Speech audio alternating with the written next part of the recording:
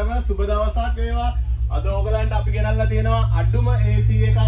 ලංකාවේ අඩුම Wi-Fi connection එකත් එක්ක තියෙන හොඳ AC එකක්.